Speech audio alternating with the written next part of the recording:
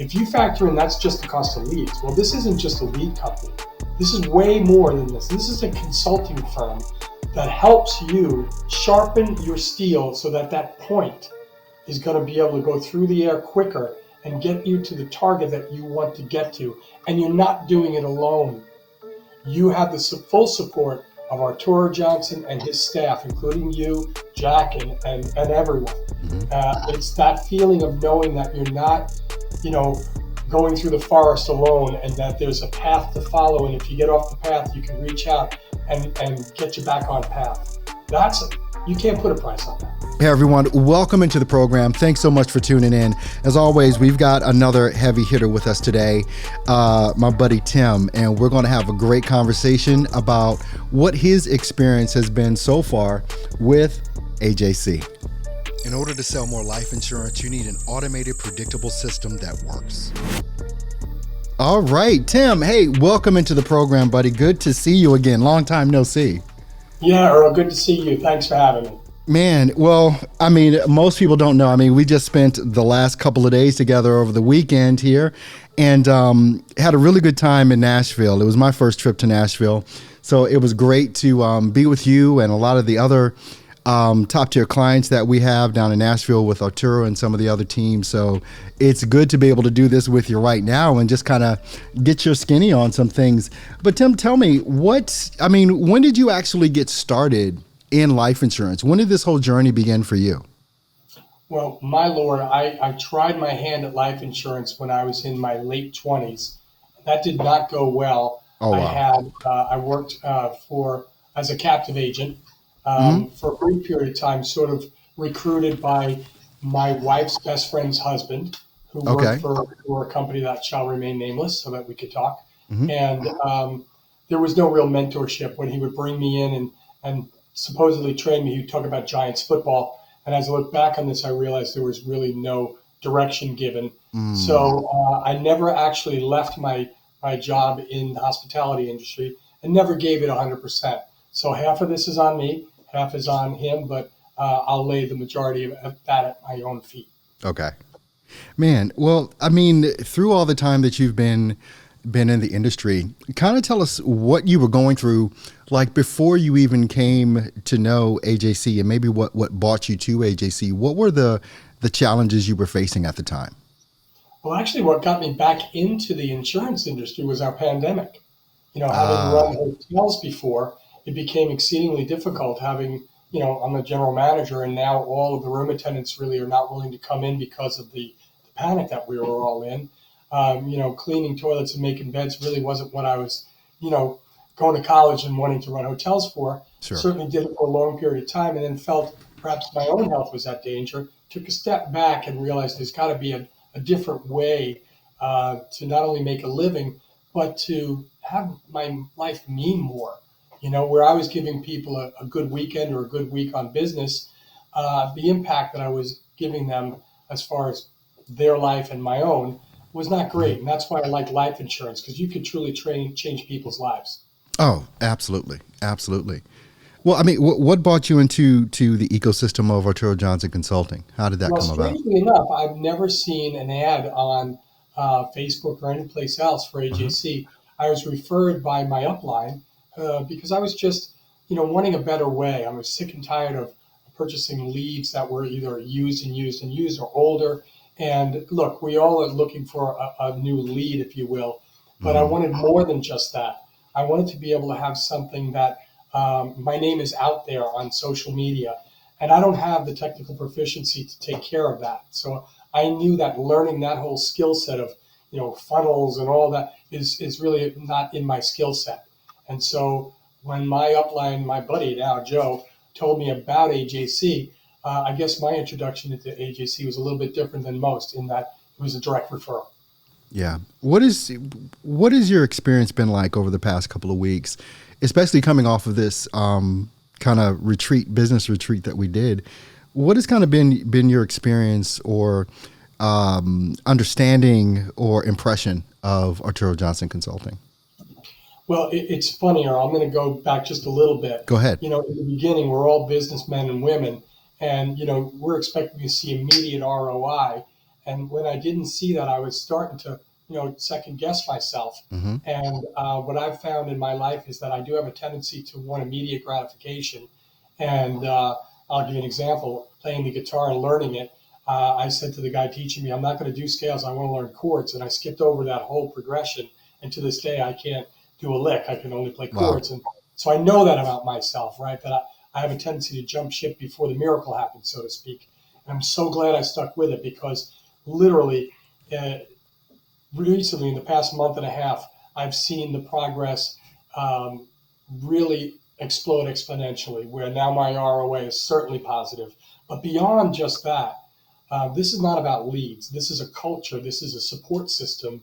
This is a way to glean ideas, to ask for advice, if you will, to have like a Mm-hmm. fellowship of people who do what we do.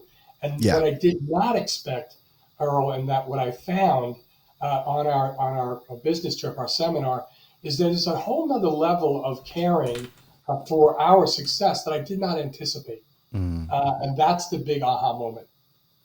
Wow, that's amazing with that. I mean, you're in our group here, and kind of tell us about coming off of that, what you've been able to do just over the past couple of days.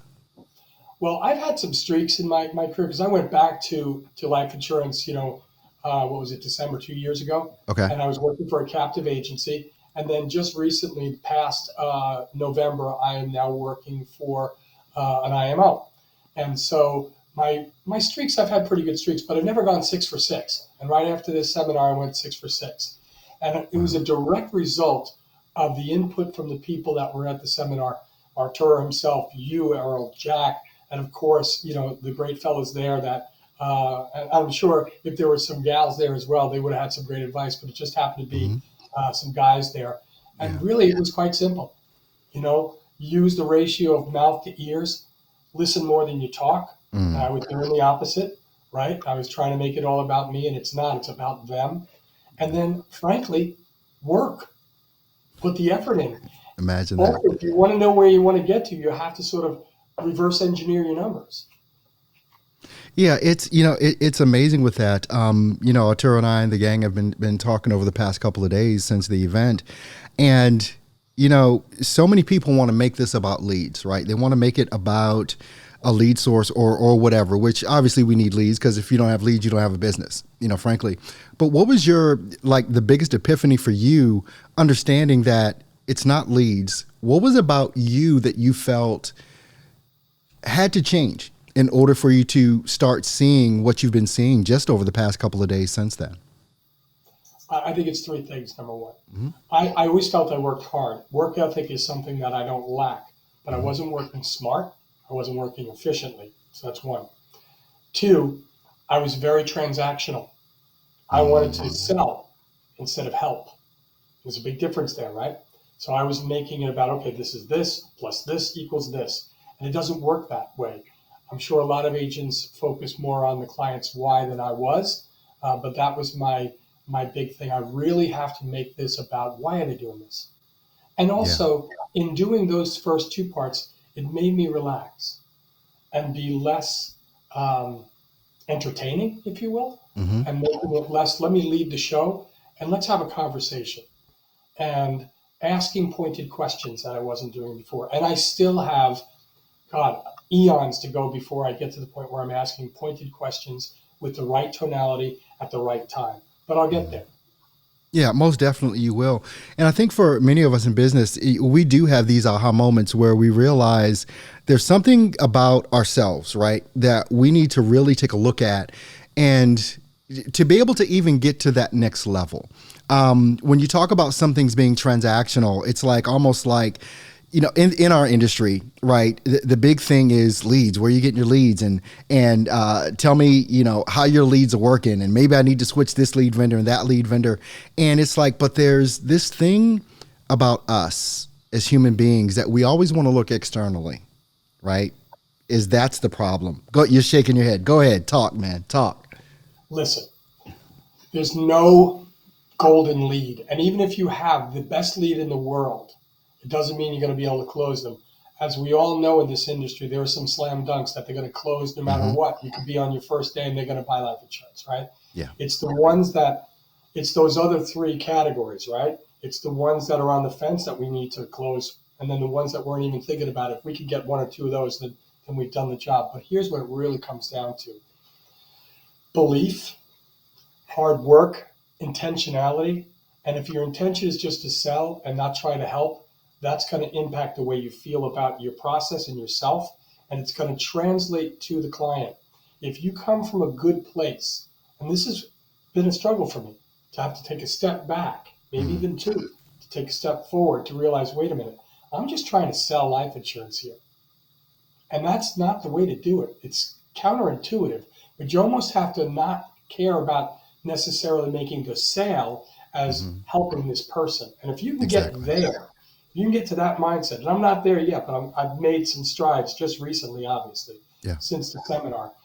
That's what it's really about. Stop worrying about your bottom line. Start worrying about the client more, and it just happens naturally. I'm going to make a very strange comment.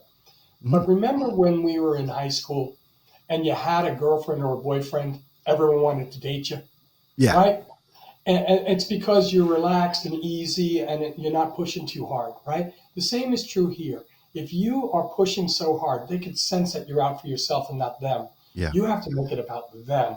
And when you do that, you can make it easy and it just flows. Yeah, it really does. It's like, when you're with somebody, everybody wants you, but if you're alone, nobody wants you, right? It's like there's some intrinsic value. If someone already has you, then a whole bunch of other people want you. And the same thing does hold true here because of how you are projecting yourself, the way that you're showing up to the world, basically, and you're desirable. But when you come in with, I think so many of us call it commission breath, right? You come in with that commission breath and people just smell it. They just smell it.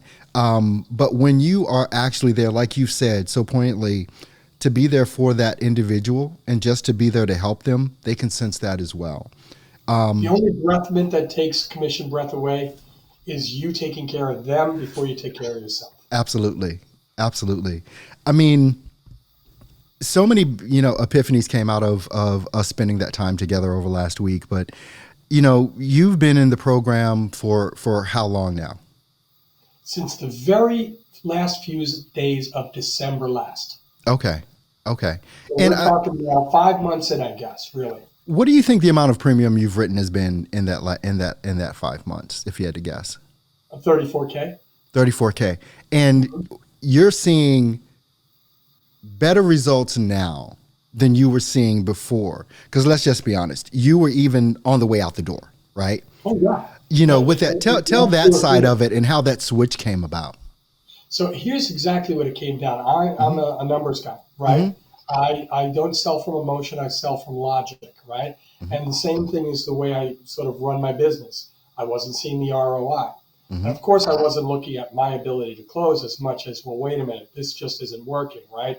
These leads aren't good, or they're too old, or they're not interested, and all that stuff. We know the percentages. Of course, there's going to be some that are not interested, right? But now that 34K doesn't seem like a lot, right? However, that's not my only source, right? I was having CRM leads that I was purchasing. I have some counties locked down. I'm doing a call-in that comes to me. So my overall premiums are more than that. When I have a spreadsheet that shows my sales, and the majority of them are coming through AJC. And the reason that is I've gotten better at what I do. I'm working smarter, not harder. I'm working the same level of work is there, but the way I'm approaching these leads now are better. And realizing that what I've done, now I have the opportunity to go back to the leads that I didn't do such a good job on. Because let's face it, if they're more than a month or two old, they're not going to remember who I am. Yeah. So they are brand new leads to me. So Exactly. I have a whole pot of opportunity for me to start ladling out the money from, and helping more families. So that's what the real thing is. I almost jumped ship too soon, just like I stopped practicing the my guitar. scales. Yeah. Right. It's funny. I mean, you've obviously watched a lot of our videos and things of that nature, and you've seen testimonials like that, and now you're one of these testimonials, right? It's like, but from your perspective of everything that you know, what would be the advice that you would give someone offline? Like, I'm like, outside of this testimonial, outside of you being on camera with me, what would you tell them if they were considering to start working with AJC? What would you be telling that individual? I mean, we have our own little group that we work with through my upline. Okay. Mm-hmm. Now, there's a young woman who's exceptionally bright that I just spoke. It's the first time I've ever started to refer AJC because my belief now is rock solid. Mm-hmm. I never do these testimonials ever. Okay. I only do stuff that I believe in. Right. And then I never refer unless I am 100% sure. So I said to Amanda, look, let's break down the numbers, shall we? Okay. $1,000 a week on leads is what we do, generally speaking. You should be putting 20% of your sales back into the business. But if you break down this cost, let's say, and it's averaging $1,000 a week, which is what we should be doing to have some production. If you factor in that's just the cost of leads, well, this isn't just a lead company. This is way more than this. This is a consulting firm that helps you sharpen your steel so that point is going to be able to go through the air quicker and get you to the target that you want to get to. And you're not doing it alone. You have the full support of Arturo Johnson and his staff, including you, Jack, and everyone. Mm-hmm. It's that feeling of knowing that you're not, going through the forest alone, and that there's a path to follow. And if you get off the path, you can reach out and get you back on path. You can't put a price on that. Wow. Well, I mean, Tim, I'm looking forward to everything that you've learned.